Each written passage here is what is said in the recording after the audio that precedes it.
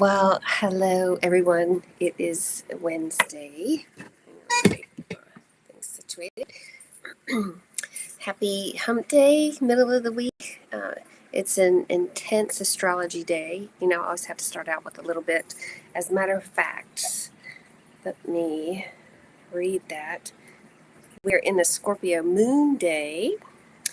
So today, Mars is square Pluto retrograde.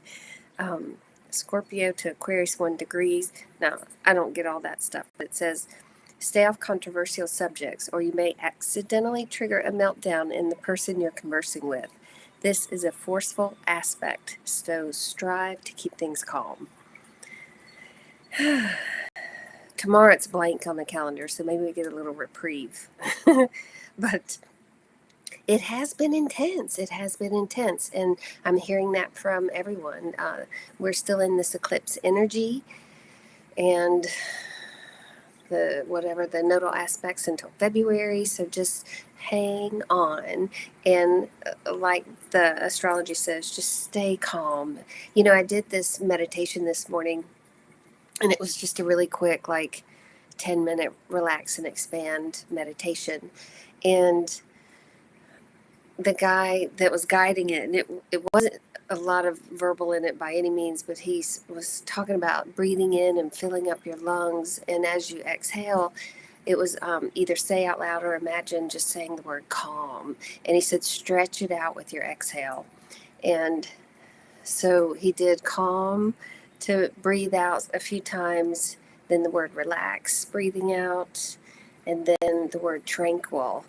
And then he had you just go into this space inside of yourself and expand your consciousness and really feel that you're so much bigger, than this human experience. And if you could just almost close your eyes and just imagine you could touch the universe, it's like we really are made of those stars. We really are connected to all of that.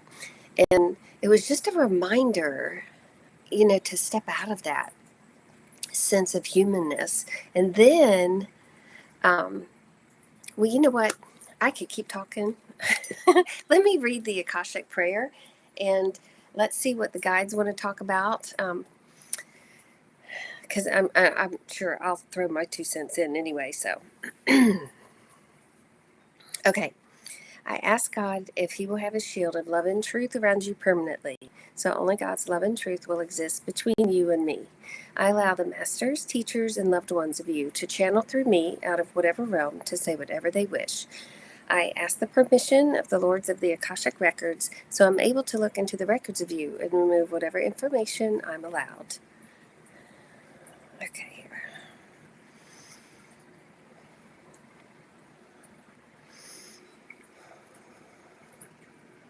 Okay. So I get to talk about what I was going to talk about anyway. And so what I was talking about is being outside of ourselves and just that sense of expansion. And I don't know if y'all have been reading my newsletters, but just really looking at this life like it's a movie. And my first session today, the guide started out with a giant movie screen, and it was, well, they were just talking about, looking at your life as a movie and all the characters in your life, the roles that people are playing, their characters you've written into your story. And it was funny because my client had actually had a dream last night that she was sitting down to watch old movies on a screen like that, and she didn't want to watch them. And I just thought, gosh, the guides are so tapped in. They just know what to say, when to say, and that's why I just love this work. But anyway, at the end of that session, she asked me, what does as above, so below mean? And that had come through for her in a reading a few months ago, I guess. And so I asked the guides, and they said they wanted us to look at it like, imagine a tree, and a big giant tree, and it's on, like next to a lake, at edge, of a lake. And the lake is still and the tree is perfectly reflected in the lake. And they said, look at our existence like this. We can see that tree above ground. It's in 3D. We could even touch it if we want to. And so that's very real to us. And then they said that the tree, the reflection of the tree in the water, is perfectly mirrored, is also real. And they said, think of the edge of the lake as the veil. And that is how connected we all are. And it was like they wanted to remind her, too, that you, her, me, all of us, we are so much more than these physical bodies. And we get caught up in these human experiences. And,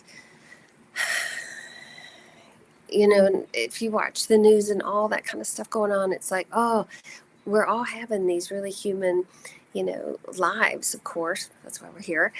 Yet, sometimes we can get so invested in that we forget that we're made of stars. We forget that there's another reality in the divine that we have access to.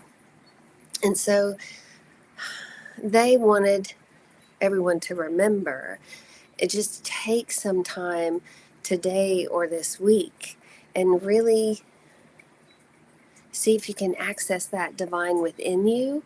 And the way to do that, the easiest way to do that, is to recognize the divine outside of you. And so remember, we cannot identify something we don't already know on the inside.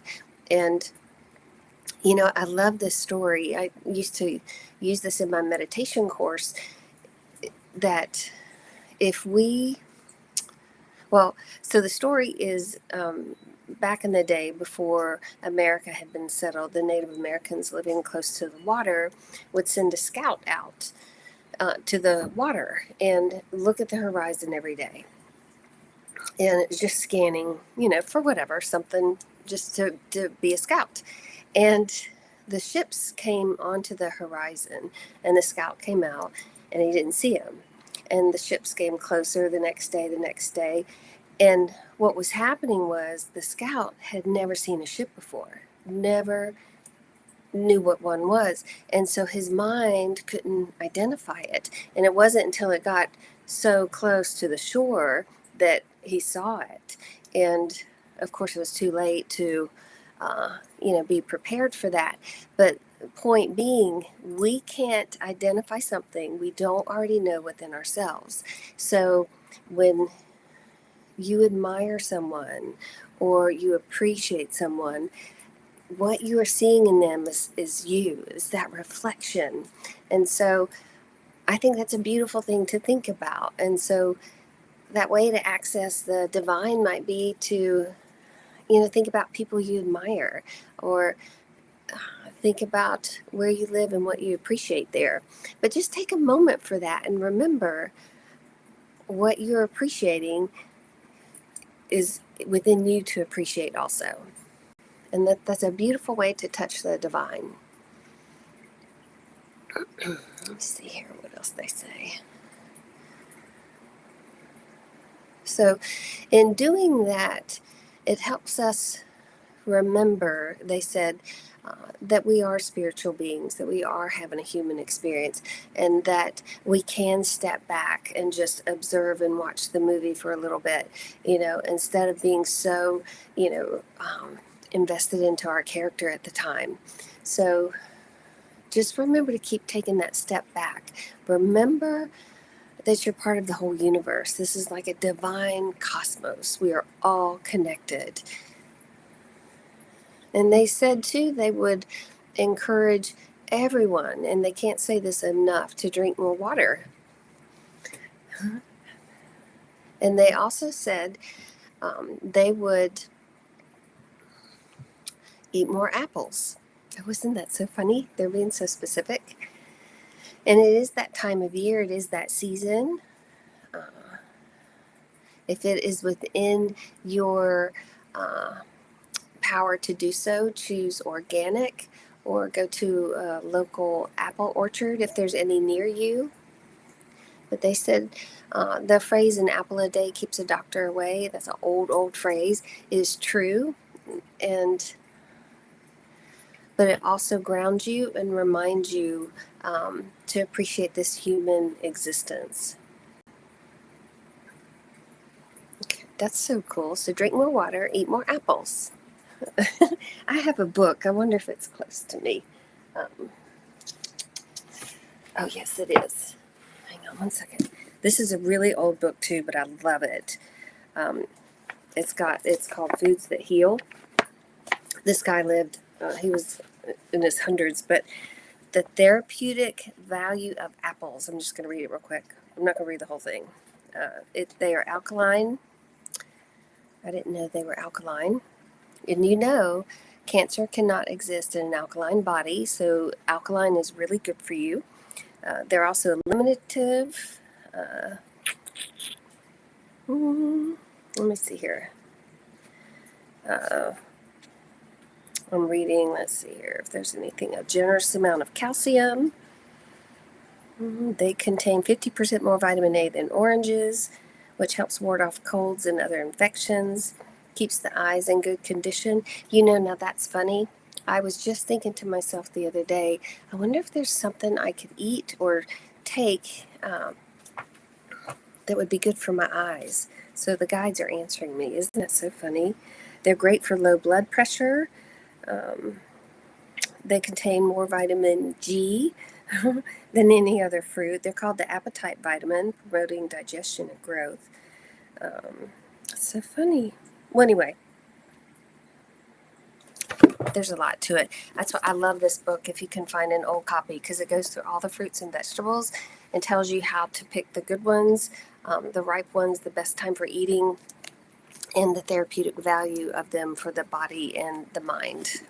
So anyway, so there we go. Eat more apples, drink more water, and let's jump into some questions. Okay, hi you guys. I only have a couple of questions that were submitted today, so it might be a short call for us, but okay. This is a long question, so I'm not going to read the whole thing, but it's from someone whose son happened to be working near the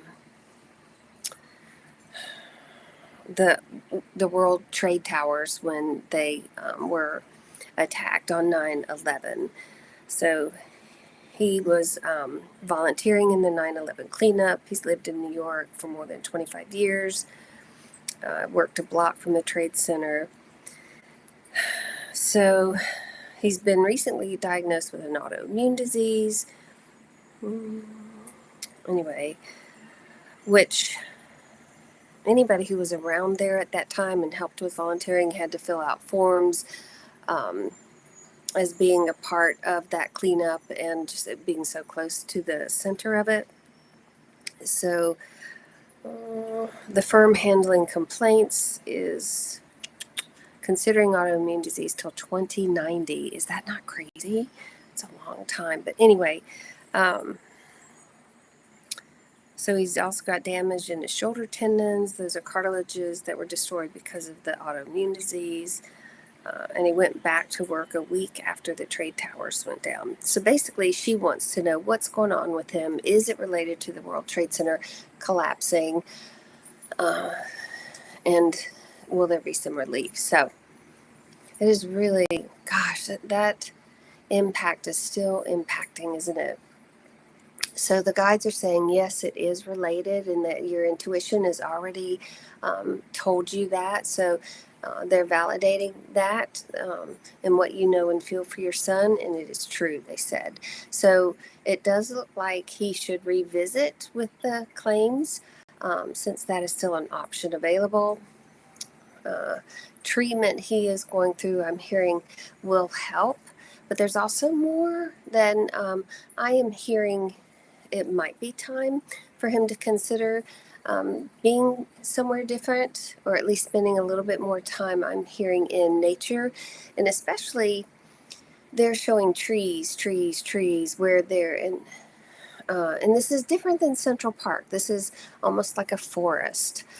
for him to be around. And what they're saying is that, Central Park is certainly its own, almost like ecosystem within the city, and yet it's still bordered by the energy of the city.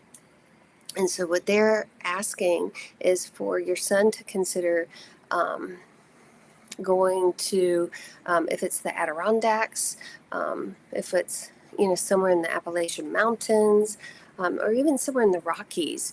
But they're saying they would like for him to get out of the city energy and environment, at least make this a part of his regular routine, to be surrounded by trees and earth.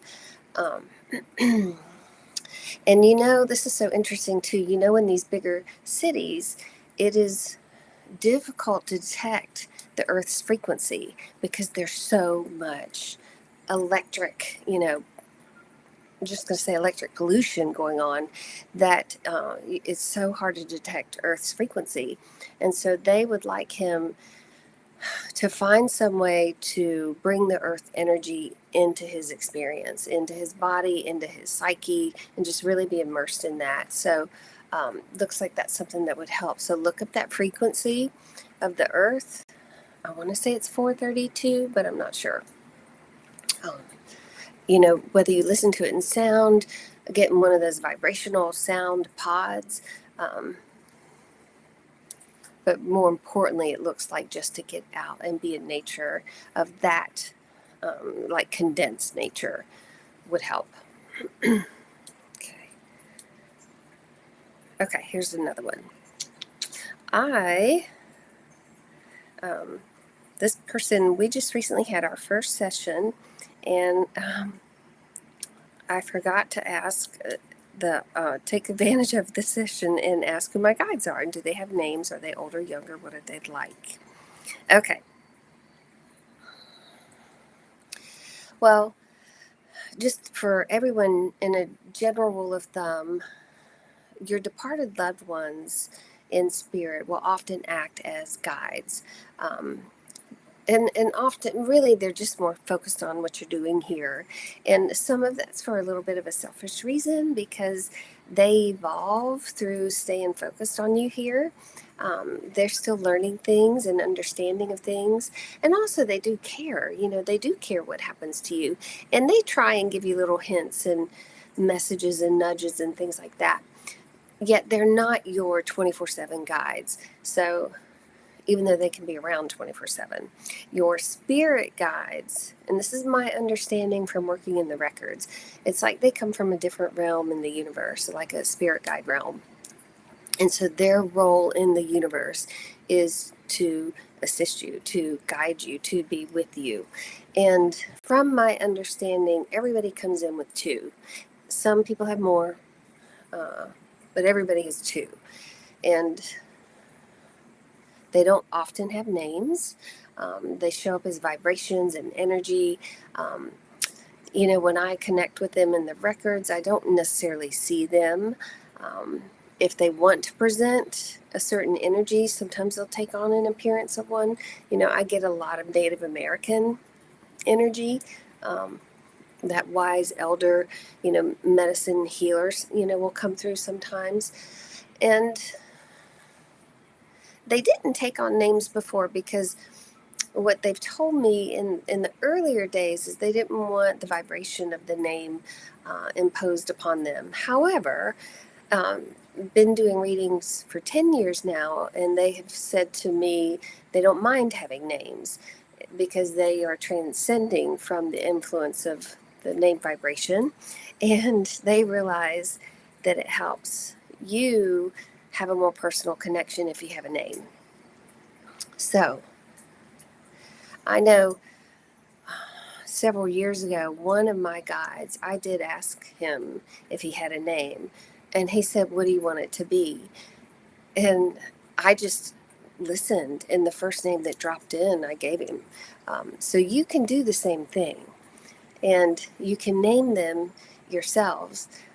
Sometimes they have simple names. I swear it looked like something just flew by. And sometimes they have exotic names. But I will see for you, since you asked if there's any to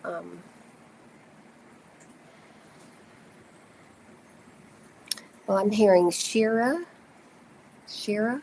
Now, when I get names, I always go look them up to see if they have a spiritual meaning or what the, meaning of that name is. But I'm hearing Shira and Savan. So you got two S's, Shira and Savan. And again, I would go look those up. I don't know if they have any meaning to you. They don't sound like very common names at all. But and I honestly, Shira does feel a little on the feminine side. And Savan, I'm not sure, could be on the feminine side too. But again, they don't really have a gender. They will just take on energy that you might need at that time, and they'll show up in that way. So now your guides, as opposed to loved ones, so your guides sit with you before you incarnate here. And so when you're designing your life here, they know what your soul wants to experience here. And so they come in with you when you're born. And often one guide will come in even before you're born. There are a lot of mothers that feel a change or sense of presence in a room and before the baby's born. And that could be a guide coming in early, just kind of scouting out, like I said, checking things out. But your guides are with you from that point on, birth on, leading, maneuvering, orchestrating, co-creating with other guides so that you have the experience here that your soul set out to do. So hopefully that is helpful. And again, they don't have ages. I know you asked if they're older or younger. Now, I did see recently somebody had a cherubim, the little baby angels, as one of their guides. And it's rare that I've seen that. And it's not like they have baby energy because they're very wise beings, yet they show up in that baby, playful, innocent energy, if that makes sense. So, and again, you guys connect with this yourselves too. If you get into a meditative state, and just ask questions and pay attention to what drops in your head. Pay attention if you see a name repeated during the day in random places. That may be your guide telling you, call me that name. So, okay. All right, you guys. Let's see. Hello, everyone on here. So I'm just going to answer a couple questions here. What is John saying about Trip? Okay, so this person, there's a new baby on the earth named Trip. And let's see what John is in spirit. So I'm hearing that he is so beautiful and already demonstrating how smart he is. And just you wait. There is talk about a bundle of joy. This is where the phrase comes from. You're going to see this in Trip. Oh, isn't that sweet? And get ready. So, big plans, big ideas, excited to be here. Bundle of joy is truly something he's going to bring to life. That's cool. Okay. All right, so here's, I thoroughly enjoyed your blog this week. I have a man named Philip who has come back into my life. We knew in college 40 years ago. I have some concerns. Just wonder what my guides say regarding him. Well, the guide said, you and a lot listening right now are at a point in your life where you don't have to play games and you could just throw your concerns out there on the table and just call things as you see them and give the person an opportunity to be with that and respond to that.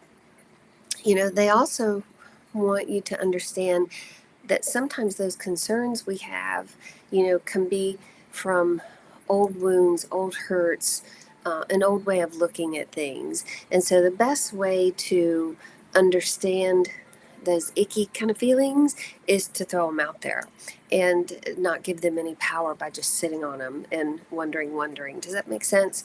So one, it's an opportunity for you to have really open communication, and they would encourage you to do that. I would say he's come back into your life for a reason. Let me see here. And to be open to that as well, which sounds like you are because you're asking about it. So hang on one second here.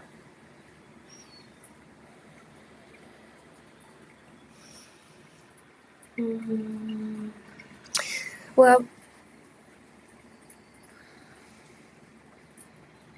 they are asking you to pay attention to, does he laugh? Is he funny? Is he enjoying his life? Uh,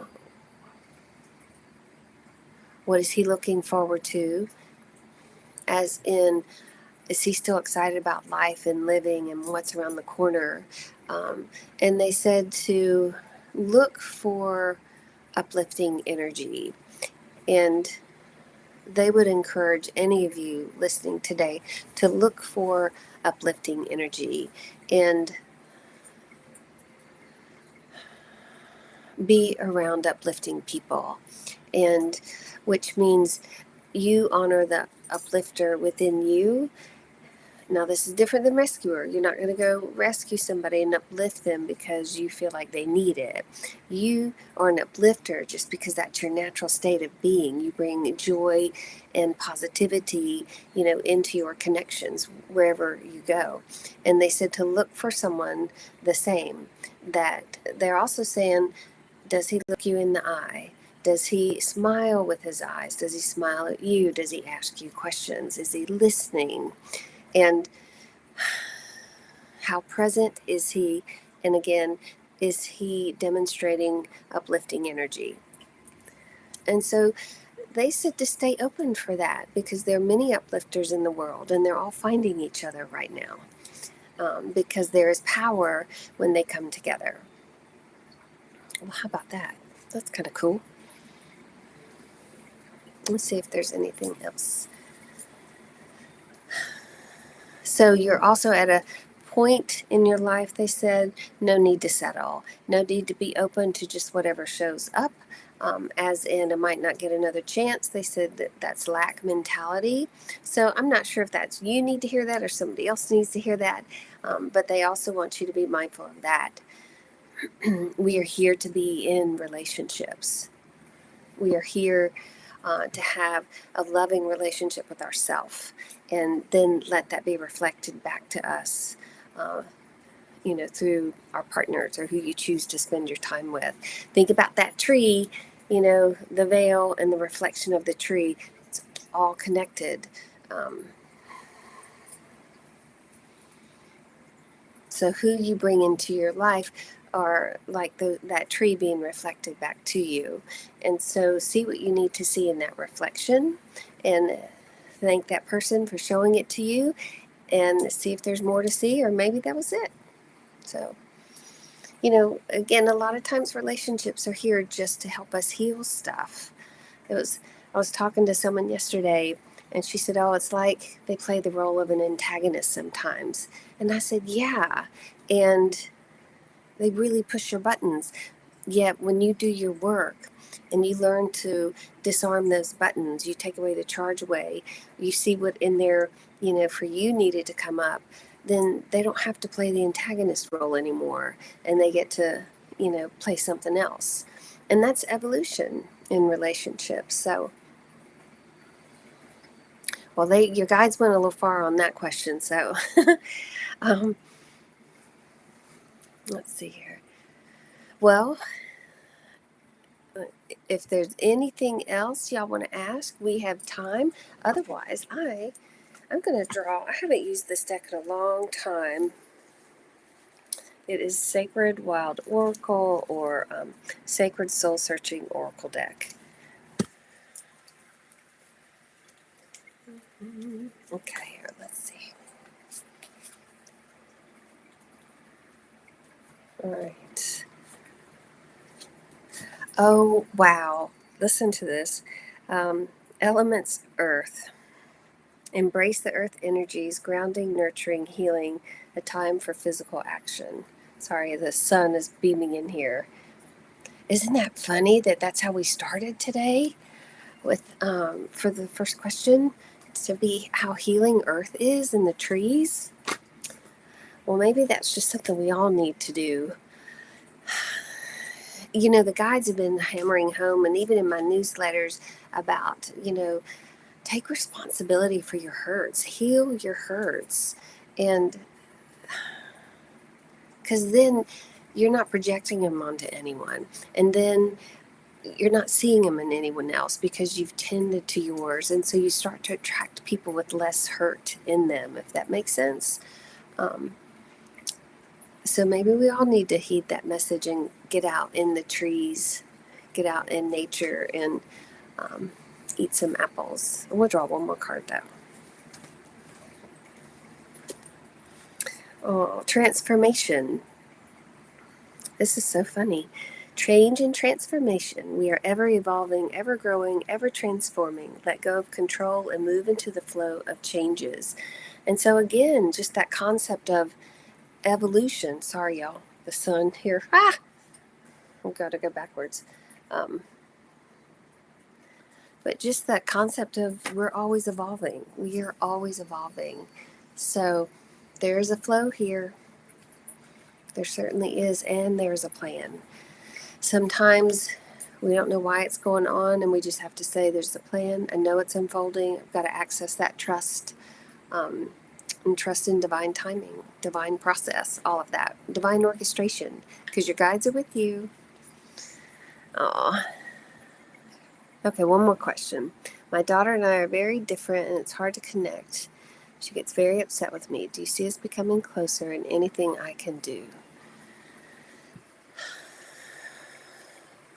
Well, what they're saying is your daughter feels that too, that you're very different, and that because you're so different, she feels like you speak two different languages. And that's okay.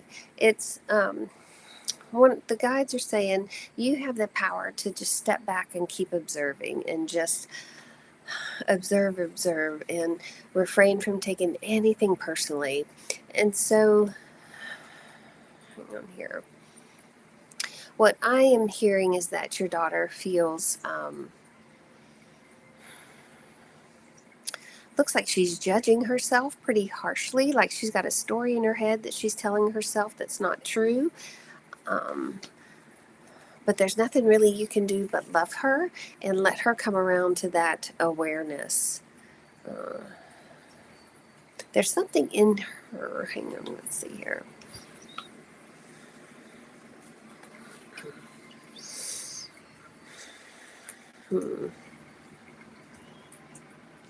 So one of the things I'm hearing is she sees, so children model the same-sex parent, right? And so there's something in you she sees that she is not embracing within herself. And so she's judging herself, almost like she's comparing herself to you. And maybe it's the peace and calm that you have. And